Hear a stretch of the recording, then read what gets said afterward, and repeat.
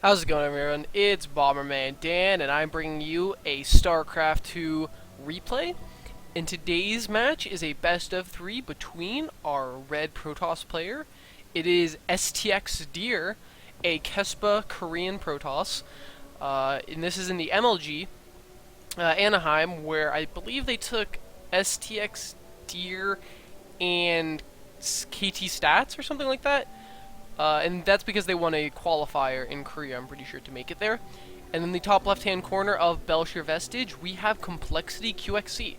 So this matchup is actually, well, not like this matchup, but these two players are kind of funny because we have, one of the better North American players, QXC, one of the more widely known, against, I mean, an incredibly good Protoss player who plays in Pro League, who is just absolutely amazing, plays with innovation, plays against innovation, I'm sure.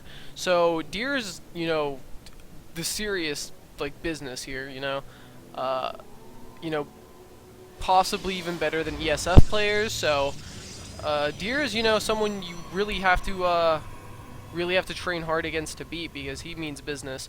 So Deer throwing down a standard gateway timing and going to QXC's base. Everything seems to be normal. And actually, I kind of, as you can see, I've got an overlay that actually works this time. We got the names up here. We got minerals that actually kind of sucks in there. But yeah, we have like production units, APM, all that good stuff. Which is awesome because that all works. We have a mini map. We can find out what stuff has. Oh my gosh, we can see upgrades. It's amazing. So that's awesome. So Deer going to be placing a pylon down here at his third. And I think that might be to spot drops that will come in. Or he's going to be hiding something. So he's keeping the probe there, so he's probably going to hide something. We do see he has double gas. So there's a good chance that he's going to throw down a Twilight Council there, and possibly even a Dark Shrine. Because if you were going to proxy Stargate, you would proxy, somewhere like at this third area or fourth, or somewhere over here at the third.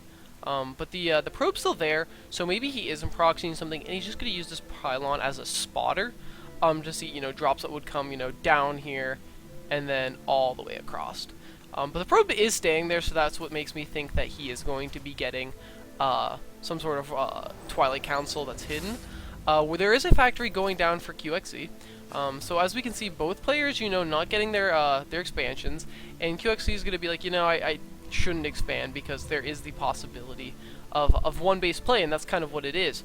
So yeah, there is a Twilight Council right here, and I guess that could be for Blink as well, but I think it's most likely going to be for DTs. Just adding on a Dark Shrine at the same pylon, and everything should be good.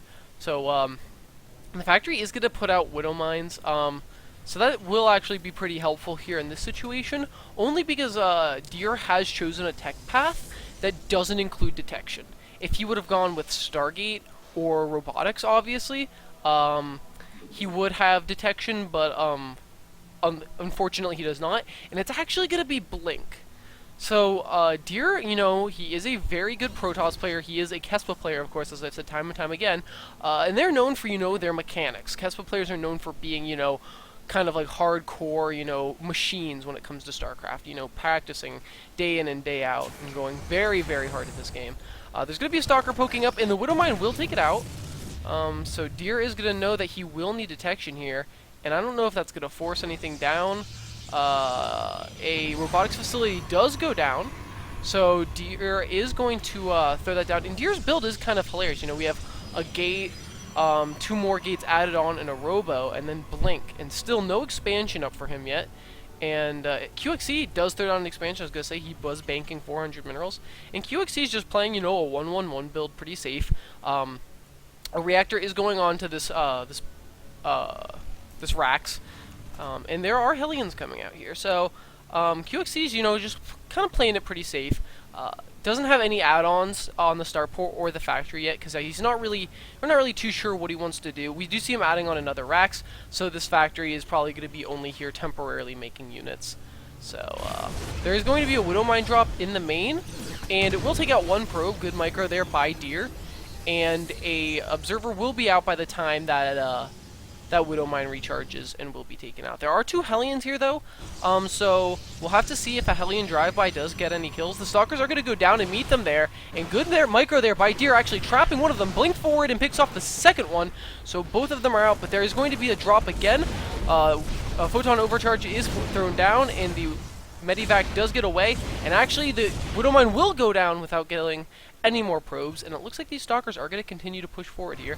There is a proxy pylon made by the probe at Qxc's potential 4th or 3rd base, and it looks like there will be 3 more Stalkers warped in here, and there is no bunker here at the front, so this is actually going to be some trouble here for this command center. It's actually probably going to have to lift off because there's only 4 Marines in the base.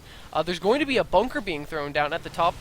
This Widow Mine will help out a lot because there is no observer with this army, so hopefully that actually takes out, it's going to take out at least 1 and do a lot of damage. A Siege Tank is here, so a Siege Tank will actually probably stop that. There is enough Marines here to kind of buffer for the Siege Tank, and the bunker does go down. So it looks like Dear is going to be, repelled back for now, and we'll have to see if he wants to push forward. Dear still has absolutely no expansion. This probe might actually be going for it, but this expansion is so late. Compared to Qxc's command center here on the high ground. He is turning into an orbital. He does not have, mining, of course, but this orbital, will be stockpiling energy. It will be able to throw down mules, and then he can literally lift it up and then just drop it and have, plenty of SCVs, as we see here, to be able to kind of saturate his mineral line. So a Dark Shrine does go down at this kind of hidden Twilight Council area. So that's going to be pretty useful here, but remember there are 2 command centers, as I said previously. So that's going to have plenty of energy here, probably to detect these DTs, as well as there's an engineering bay, and that's going to allow him to make a missile turret, in a mineral line, or maybe at the front here that will be able to detect DTs. However, Qxc did throw a Medivac down here, and it does have a single Widow Mine in it with Marines. And it might actually go past this this Dark Shrine and may actually see that there. So that's going to be a very good play there for Qxc to be able to see this. And the Medivac, yeah, will come down here and it will spot that. So he'll know what's up, and we'll have to see, if a missile turret goes down, or if he just makes sure to stockpile, enough energy for a scan. So Widow Mine goes down, and the probes do get pulled away there. So that could have been a very big hit. Only a couple. Actually, probes are not really going to go down. Actually. I was afraid that he was going to, stim forward into that and take it out. He actually doesn't have stim SAR. He does have combat shields instead. So that's actually all going to get taken out there, and kind of sloppy there by Qxc. He should have probably pulled away. I guess he wanted that orbital command. Mothership core orbital command. So the command center is going to land here soon. There are 2 DTs, but one will get taken out. Nice pull up on the supply depot, and that will stop the other one. And there we go. Both of the DTs are taken out here. So workers killed is actually even for both players, surprisingly. So all the drops that Qxc's done haven't really done that much damage. Good pick off of the observer there. And actually, as I was about to say, this command center really didn't land for a long time. So Dear really never actually had any problems getting this late Nexus up, actually. So they're about even. The Stalkers are going to go forward. He's going to see the Siege Tanks, and he's going to try to pick off, as much as he can with his blink. But back at base, Dear doesn't have too much. He just gets his 1 Immortal out. He has a couple sentries with very little energy, 1 force field basically each. And he's going to warp in some Stalkers, some Zealots and another sentry here. And this actually could be a problem here for Dear. His army, it's not really good against these Marines here.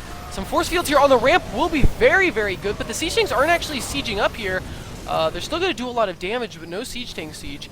And a good play there by Dear. Great force field kind of splitting those Marines off. But now that a Siege Tank is sieged up, it's going to do a lot of damage here. And Dear is actually just sitting back waiting. He has another Immortal on the ramp up here. Photon Overcharge will go down. That'll give him a little bit of time. Miss Rally on that command center. Nexus. And a DT is going to go forward here. It is going to scan, but it's going to do some friendly fire here to these Marines. And Dear's kind of in a bit of trouble here. He doesn't really want to push forward too much. Some good force fields go down, but the Marines actually do get away.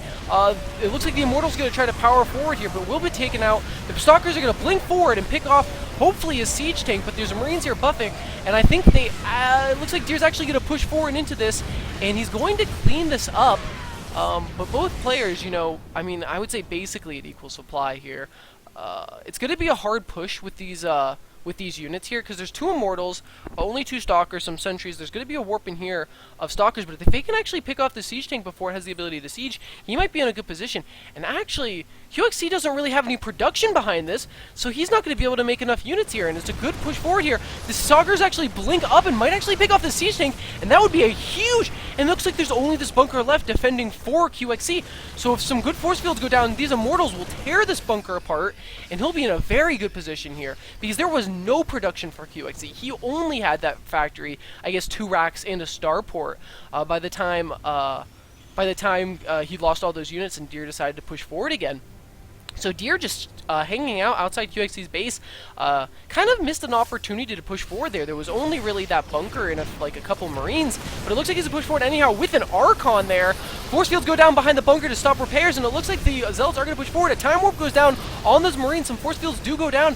SCVs are being completely pulled, but I think Qxc might be able to push this back with you losing only a few SCVs. A big Zealot warp in from the back is actually going to push Qxc back, because these Zealots are going to tear apart these SCVs very, very quickly. The Archon's still doing a lot of damage. A Guardian Shield going down, reducing damage, and the Zealots and DTs are actually going to push forward here, and there's not a scan, but there is a missile turret that will be able to detect that DT, and it looks like Qxc is going to push this back a little. The stim is going to be very, very helpful here, and he does have a lot of medivacs. Only a couple have energy, though, but those are going to be very, very useful, and a big, big call down of mules.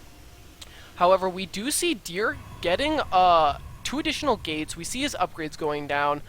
Probe is stuck, but we do see charge coming down here for Dear, and we do have Hellbats on the way for Qxc, and I really like that. That's going to kind of nullify all of the Zealots, and it's really going to buffer some damage. It's really going to take a lot of damage here. And Qxc, you know, feeling comfortable, is going to kind of push out here. Might want to try to take out these proxy pylons.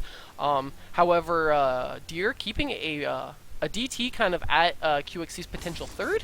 That might stop an SCV from coming over and expanding, or, you know, a command center, you know, dropping.